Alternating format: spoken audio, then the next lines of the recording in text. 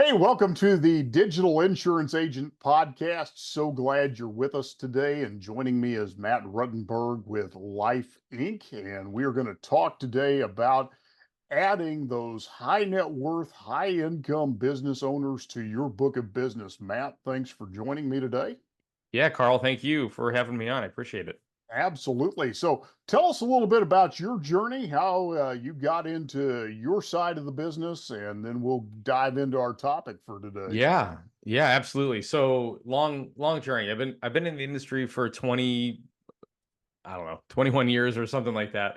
I started in the insurance industry working for um, a captive insurance agency when I straight out of college. Went through the journey of working through a bank, working through an independent financial planning firm, started my own financial planning firm.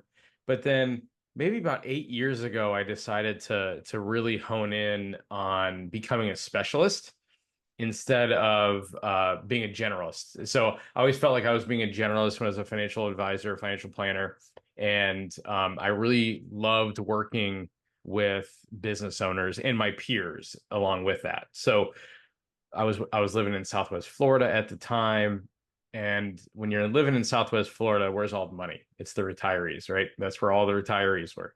So we ended up kind of pivoting, selling that book of business, selling that practice, and merging my B2B side of it with the company I'm with now, where I became co-owner, which is Life Inc. Retirement Services. And Life Inc. Retirement Services is not only an insurance agency, that's kind of like our side piece. Life Inc. Retirement Services is a 401k administration company. That's our primary role. And we do about 80 to 100 plans per year. And we are in the small B2B kind of higher income 80-20 rule, right? 80-20 rule. 80% of your revenue comes from 20% of your revenue, vice versa.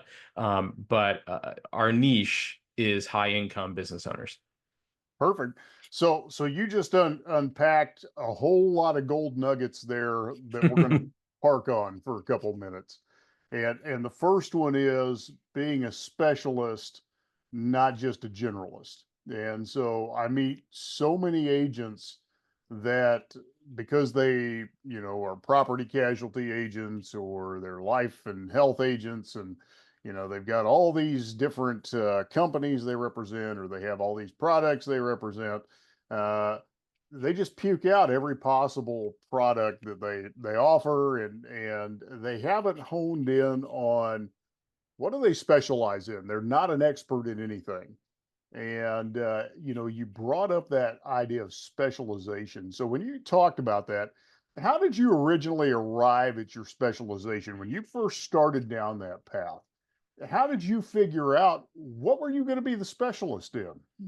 Yeah, great question. I went through numerous. So when you first start out, you're just kind of grabbing anything you can find, right? You don't have it's more of learning the industry, learning what your products are, figuring out. I mean, the finance industry is so huge. It is enormous. It's really difficult to hone in on which corner you want to start with. And what really, you know, I retirees was low hanging fruit at that point when I first got started. And I really did get interested. I don't remember exactly when I started doing the 401k side of things, but I really was interested in it. And the funny thing is everybody I spoke to that I worked with in my firm, and I was independent at the time, everyone said, don't do 401ks. Don't do 401ks. Don't touch them with a 10-foot pole. They are so much work and you don't make much money off of it. And I said, that didn't make much sense to me, because there are so many tiny little nuances and variables to a business. And I don't want to wake up and say, I want to do the same thing over and over and over and over again, with the same retiree over and over and over again. It's basically the same financial plan, just moving buckets of money around a little bit. And with a business, every single business was different. And I really honed in on the entrepreneur part of it. So geez, I think it was, yeah, probably 8 to 10 years ago is when I became I was voted in the industry. It was top 40 under 50 for NAPA, or top 50 under 40, excuse me. So this was a few years ago. And so in the country. So I was new plan advisors in the country. And I said, I got to dig into this because not only did you have the 401k side of it, there was so many planning opportunities and big picture things, not to mention all the participants of the plan that you could dig into. And it just, I dug into the language. I spoke their language. I understood it. And I really, really did enjoy it. And I decided that's all I want to do. That's everybody I want to work with. I want to work with my peers because I owned a company at the time. I still own a company, but I just got into owning my own practice and owning my own entity. And I really, really did enjoy that part of it. Excellent.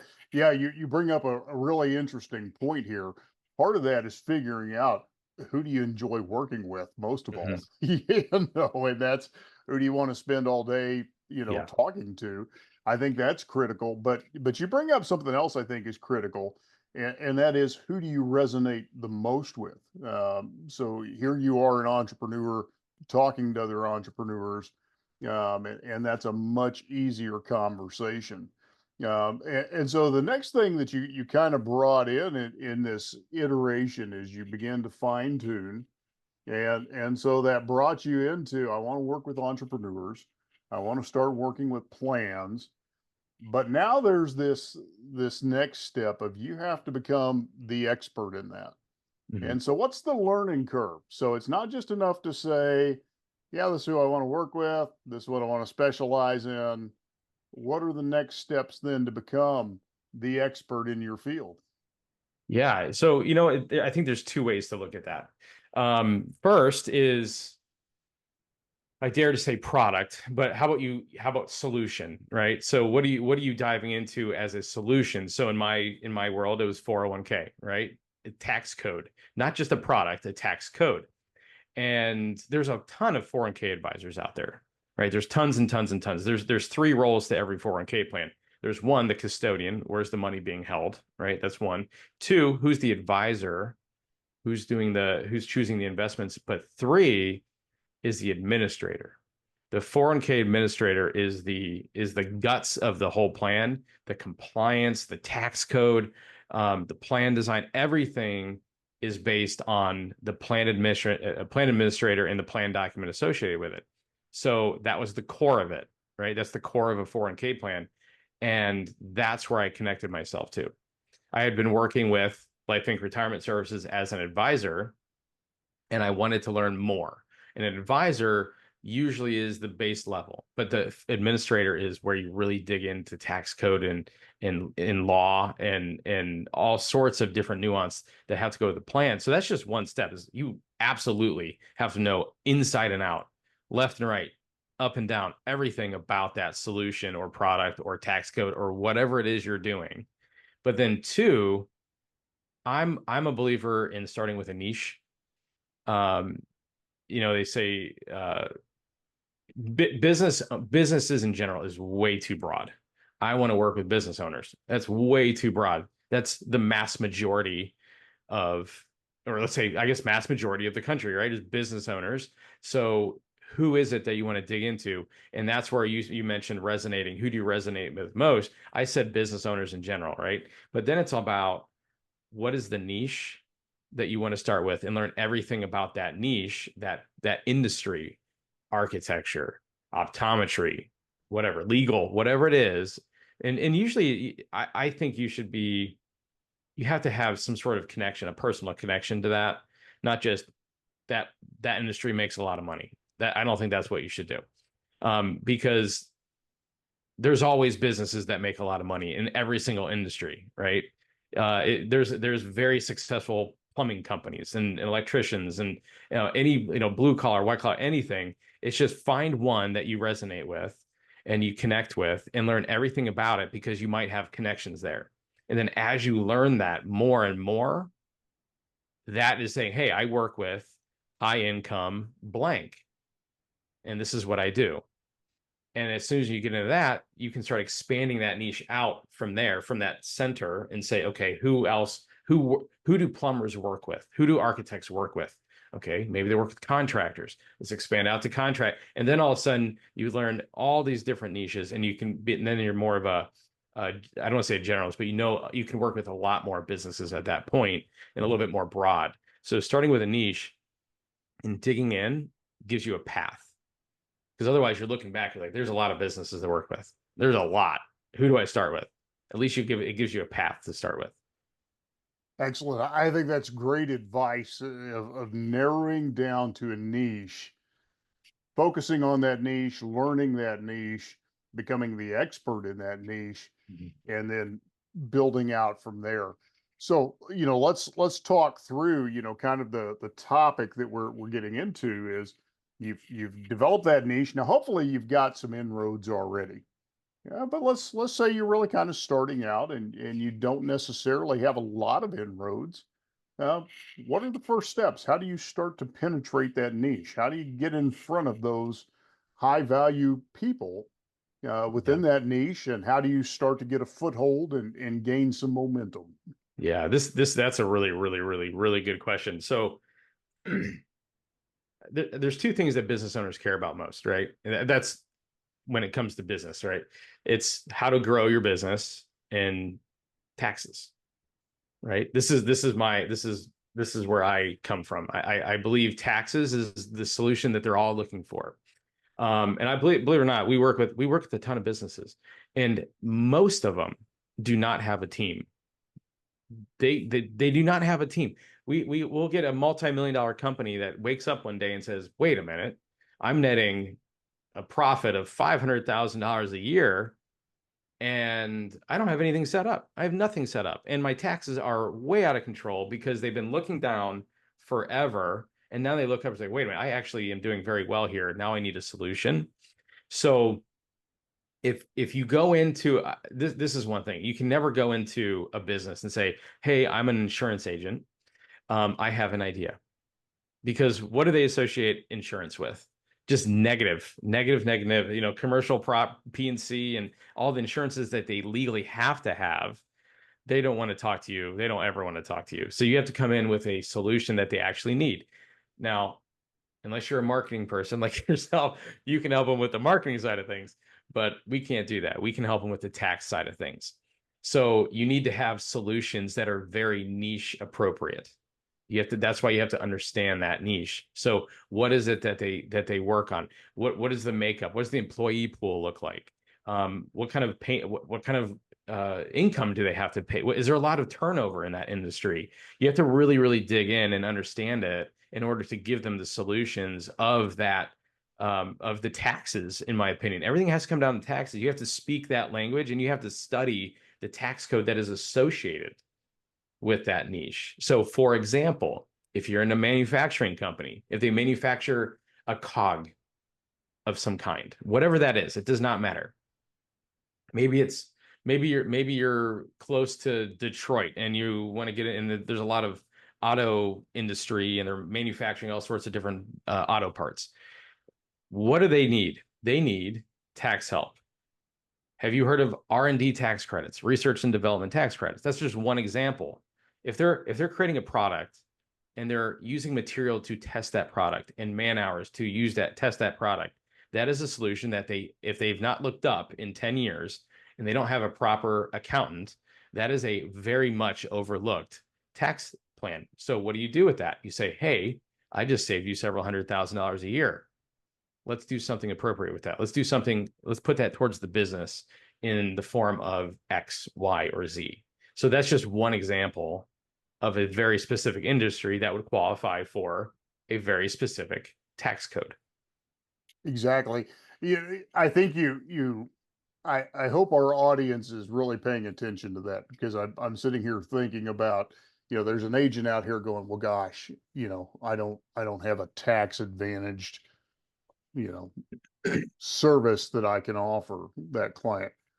And I think you gave a gold nugget that let's kind of unpack that for a minute. Mhm. That you as an agent, you as an advisor out here need to become a student of the industry that you're trying to penetrate uh, that market. And so, yeah, it may not be directly tied to your service offering, But when you can come to that business owner and say, hey, I was just reading an article, and I'm not sure if you're aware of this. There's a new tax incentive out here for companies like yours. Have you looked into that? I'm going to send this resource over to you. When you become a trusted advisor, now you're somebody that the conversations can go many different directions. That's one of the things we find. Here we are as a marketing agency, and oftentimes we're consulting on all sorts of things that have nothing to do with marketing. We have Right. to be a student of the niche, and I think that's exactly where you're coming from. Sometimes it's those conversations that may not be directly tied to your exact service that open the door to your exact Right. service. And I think that's a great, valuable nugget. But I wanted to unpack that because I think that's one that the person that's just casually listening may have let slide by Yes. because, well, wait a minute, I don't offer any tax advantage plan. My Yeah. property insurance. No, no, no, no, no. Don't miss the bigger piece. So let's kind of delve into this though. When you get in front of these high, you know net worth, high earning business professionals, here's something else I want us to get into because I think this is something that doesn't get talked about, and I think it's a good piece for us to talk about. Yeah. You have to work on yourself as well. I see a lot of financial professionals, a lot of insurance agents who don't have the confidence, and when they get in front of that high earning, high net worth, high capacity entrepreneur, their confidence is not good and they begin to self implode in those conversations. And so, what I want to kind of delve into with you now is mentally. How did you make sure that your head was in the right place? How did you make sure that your confidence, that the way you present yourself, carry yourself, communicate was where it needed to be to have those high level conversations? Yeah. Yeah. Really, really, really, really good question. So knowledge is power, knowledge is confidence, right? So let's go back to the niche. Let's say you choose architecture for some reason. And if you know everything about that business inside and out, their pains, their strengths, the way you're now on the same side of the table as them. You're even. You know as much as they do. Okay. You understand their business. You might not be an architect, but you understand the business of architecture. And then you come up with solutions.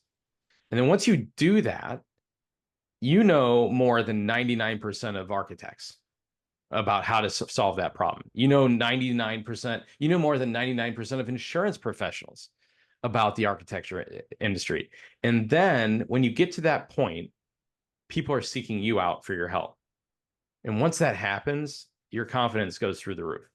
So if you choose that niche, you know everything about that niche, inside and out, taxes, everything, employee pool. Then you can say, who else works with these people, right? What CPAs work with these people? What other kinds of agents that don't cross into my lines of service? Financial planners, whatever it is. Then you can get into creating a team of people that you can work with. And then you can say, you know what, maybe I don't have that option, that answer for you, but I work with a CPA who does have that, or a tax planning CPA that knows that, or an attorney. Believe it or not, if you search whatever industry you want to get into, and you look up attorney, there is an attorney with a niche. I promise. There is a CPA with that niche. I promise. And they're marketing it well, or they're trying to market it. Anyway, they have a website that has that keyword in there somewhere. But knowledge, knowledge, knowledge. Just dig in and study. Because once you have that, you feel like you have an answer, and you can sit on the same side of the table as that client, that prospect that ahead of you. And then the more you do it, repetition, repetition, repetition, that's where the confidence starts building. Absolutely. And you just unpacked, you're dropping a lot of wisdom here. So I hope everybody listening is taking notes. The other thing I think is critical is you want to build a great dream team that you partner with. These are people that are part of your referral network. You joint venture with them, and those are Mhm. people that you collaborate with. Hey, you need that legal piece. Here's the person that is part of my dream team. That's who Yep. I work with consistently when we need the legal piece. Here's the accountant I work with. I think that's key. That's another step that if you're going to go after these high net worth, high capacity entrepreneurs, those are all components they're going to need. And the more solutions you can bring to the table, the more of a solutions provider you are, the more valuable you become to that entrepreneur. Yeah, and a little bit to expand on it too. I spoke at a NAFA conference a couple years ago about business opportunities and business ideas. And uh, one thing I do urge you to do when you create that team is don't ever create a minimum. In my opinion, don't say I only work with net worth of 250. You can market that, you can talk about that, and you can create webinars around businesses that have a profit of X amount, but don't ever have a minimum, in my opinion, or at least work with someone who does have a solution for that one that doesn't have a minimum. Because when you bring that one client on, and it might not be valuable to you, but guess what? That is going to be very valuable to the attorney or the CPA. So you might not make too much money on that, but that CPA might, or that attorney might, do that buy sell agreement, or create that or create the LLC or whatever they do, and in turn they're going to reach back out to you. So it's like you're creating this cycle of business activity. So and if you're within that niche, dig in, dig in, don't take the minimums, and then you can pass them on over and over and over again. Good. So let's kind of move into the we're expanding our prospect base. So you've gone through the people you know. You've worked through that close referral network. Now it's time to expand out. So how do you establish yourself as that thought leader, that recognized expert within the niche? What are some of the steps you've taken, and what are some of the steps that you are recommending to others to take? So I want to be the dominant agent or advisor in this particular niche. What are some ways I can establish myself so that people begin to search me out? They begin to find me and recognize that expertise. Yeah, and this is where marketing and PR and um really come into play. It really does, because you've learned it, you become an expert at it, and now it's time to scale, right? You create the internal processes. So important, so important. If you have to be able to have that, and as soon as you bring someone on, it needs to be a smooth onboarding, it needs to be a smooth transition on, and it has to look. I am a huge believer in curb appeal in your company, and because if your company does not look, or your process or your materials or whatever it is, if you don't have the curb appeal to make them feel confident in you, that you know what you're doing and you're successful in what you're doing. Now, I also don't want to say, hey, everyone needs to drive a nice car and wear a three-piece suit to their meetings. Be yourself, but also the curb appeal. And so the curb appeal is really important. That's just part of the branding, right? Branding is very, very important. But marketing and scaling is all about. I'm a big believer in having three legs to stand on at all times. You always have to have three things. So whether it's start doing ads where you're marketing webinars. I think you know more about this than I do, Chris. So webinars are still one of the most highly successful marketing plans out there. And you're able to, don't limit yourself to just your locale, your geographical location, because then you can expand out on that niche and you can start inviting people to this webinar and talking to them.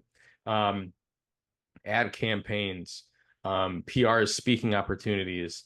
The more you can put yourself out there in three different areas, that's when you can really start expanding and expand to different states and expand to different regions and things like that. And that's where we really started to scale. Is one, our internal processes were clean. We partner with people. Don't Going solo is not always the best way to do it. If you have a business partner, as a team approach, having a team of people behind you versus just you, it's going to be hard to compete against a team. Okay. So partner with people, whether they're doing their own thing and you're doing your own thing, it's now about we instead of I. And then you're able to expand on that and partner with in other areas as well. So when you do that, that internal process really, really hones and really, really shines. And then you start digging into the marketing process, the PR process, the branding process. And that's when people start reaching out to you. Absolutely. And, you know, I think the thing we also want to just drive home in this point is you have to know your audience. And part of this is knowing your niche. You know, if you're going to establish yourself, you've got to know where those people are. Mhm. And, you know, and I chuckle constantly. I will see people saying, I want to go after these, you know, high net worth entrepreneurs. And so I'm going to advertise on TikTok. Well, they're not on TikTok. They're too busy. You know, and so you've got to know your audience. You've got to understand where they're at, where they spend their time, where they consume their content. I agree with you. Content is a driver. Webinars, podcasts, especially, Mhm. are just powerful, powerful tools. You know, articles, being a thought leader, you know, any of those things are solid. So, great content for us today, and I think we have unpacked some great nuggets today. Any final thoughts you have for us? No, I mean there's so much more to share, so much more to talk about, and how to dive in and how to the flow of your business and your conversation is where you unravel a lot of these conversations and solutions for the business owner. But yeah, I think it's really digging into the niche, understanding it, understand them from a business side of it, and that's the starting point. That's just where you begin, and beyond that is a much longer conversation. Absolutely, absolutely. Matt, it's been good having you here on the podcast, and thanks for spending some time with us. And if somebody wants to connect with you, learn more about you, where can they find out more about you, and where can they learn more about your business? Yeah, absolutely. Our website is lifeincrs.com. You can also get there by going to 401k.expert. Feel free to dive in there. There's lots of materials in there to where you can kind of learn a little bit more about the 401k industry. Also, we have a new Facebook group that we're starting here. It's called Life Insurance Agents Selling to Businesses. It's just up and running. We just launched that, and that's going to be moving slowly as we build it up and over time, but it's going to be a good resource for insurance agents who are looking for selling to businesses. Excellent. Thanks again for joining us, and we look forward to having you on our next episode. Thanks, Carl.